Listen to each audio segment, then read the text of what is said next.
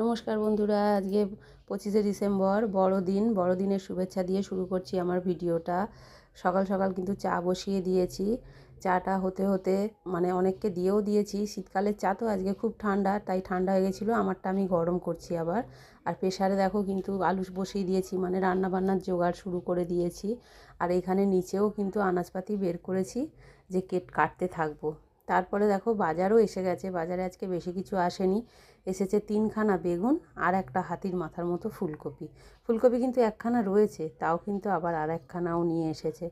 যাকে যা এনেছে তাই। তারপরে দেখো সব জোগাড়পাতি করে দিয়ে দিয়েছি। আজকে কিন্তু রান্না করছে জামাই। এটা কিন্তু দূর থেকে তোমরা বুঝতে পারছো কি জানি না, এটা কিন্তু ফুলকপি আলু কষাচ্ছে।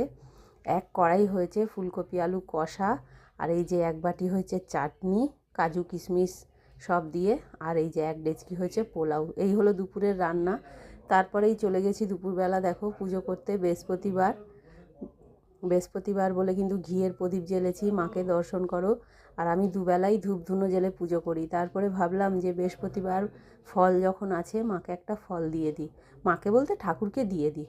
ওই জন্য শাঁক আলুটা কেটে ঠাকুরকে দিয়ে দিয়েছি। তারপরে সন্ধেবেলা দেখো মেয়ে সব আবার আনাজপাতি নিয়ে বসে পড়েছে, কারণ দুপুরবেলা ফুলকপি আলু হয়েছে। এবেলা আর কারুর রুজবে না, ওই জন্য নিরামিষ আর হবে না, আমিষই হবে। এবেলা কিন্তু মাংসর জোগাড় চলছে, মানে ও কাটাকুটি করছে। মাংস হোক, অন্য কিছু, ডিম হোক, কিছু একটা হবে। আর দেখো ওর বাপি শুয়েই আছে কম্বলের তলায়, ওঠার কিন্তু নাম নেই। ফোন দেখেই যাচ্ছে।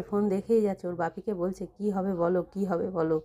ওর বাপির কিন্তু কোনো কিছু নেই। যাই হোক, ও ফোন দেখেই যাচ্ছে। এই ফোন দেখে টেখে অনেক দেরিতে কিন্তু ও উঠেছে, জানো তো। উঠে বেরিয়ে গেল। বেরিয়ে আসার পরেই দেখলাম যে 2টো কালো প্যাকেট হাতে। একটা কালো প্যাকেট বেসিনে রাখলো, আর একটা এই যে এটা খুলে দেখলাম যে একটা কেক এসেছে। 2টো কেক এনেছিল মনে হয়, নাকি আমি জানি না। একটা এসেছে, আমাদের ঘরে রেখেছে। এটাতেই কি বলে, খুলে তোমাদের দেখাই। ফ্রুট কেক এনেছে, যেহেতু আমাদের বাড়ির সবাই ফ্রুট কেক খেতে ভালোবাসে। মেয়ের বাড়িতে দিয়েছে কিনা আমি কিন্তু বলতে পারবো না, দেওয়া তো উচিত।